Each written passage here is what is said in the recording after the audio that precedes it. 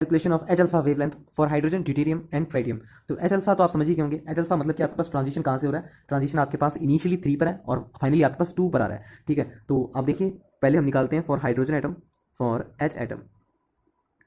Hydrogen atom में जैसे कि आपको ध्यान ही होगा फॉर्मूला 1/λ एच अल्फा, आपने प्रीवियस लेक्चर्स में देखा होगा 1/λ एच अल्फा आर एच। आप देखिए ट्रांजिशन कहाँ से कहाँ तक हो रहा है, ट्रांजिशन में आपके पास हो रहा है, ट्रांजिशन आपके पास फ्रॉम एन आई आपके पास 3 टू एन फाइनल इज 2 ठीक है, तो आपके पास क्या होगा N F N square F minus 1/ni²।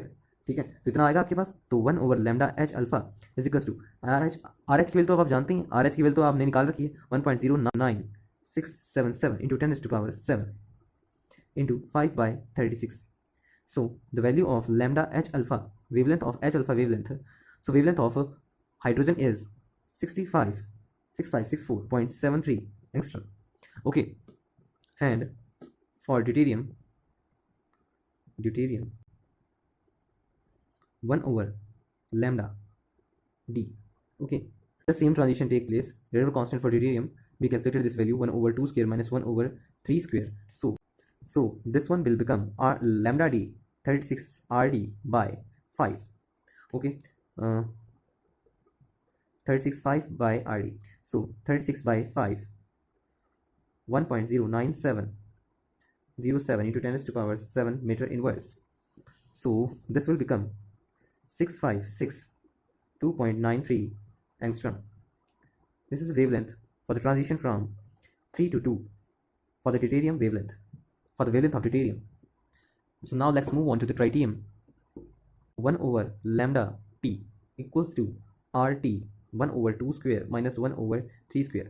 Now you can do this calculation on your own. So I am leaving this as, so lambda t equals to 36 by 5 rt, and the value of rt you know this very well, we calculated it.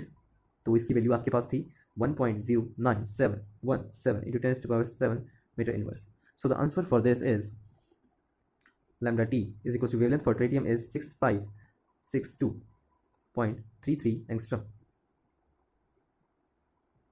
Okay okay, तो जैसे कि आपने wavelength देख ही ली है, आपके पास ही कितनी close है। ठीक है, 6564.73, 6562.93, 6562.33। ठीक है, इन्हें आप नोट कर लीजिए। ठीक है, अभी मैं आपको इसके बारे में एक इंटरेस्टिंग पॉइंट बताने वाला हूँ।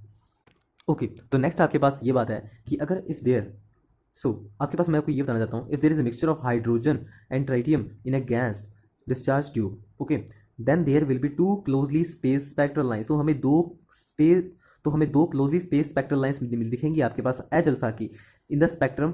तो इसमें से एक तो आपको रिप्रेजेंट करेंगे हाइड्रोजन को और दूसरी रिप्रेजेंट करेगी ड्यूटेरियम को, क्योंकि हमने देखा था ना कि आपके पास इनकी वेवलेंथ आपके पास कितनी आ रही थी, काफ़ी मतलब कि आसपास वैल्यू है। ठीक है, काफ़ी आसपास है, तो वेवलेंथ का डिफरेंस जो होगा 1.8 एंगस्ट्रॉम का होगा, वो आप डिफरेंस करके देख भी सकते हैं। ठीक है, और ऐसे अगर मैं मिक्सचर लेता हूँ हाइड्रोजन और ट्राइटियम का, तो यहाँ पर जो आपके पास वेवलेंथ डिफरेंस देखने को मिलता है वो 2.4 एंगस्ट्रॉम देखने को मिलता है।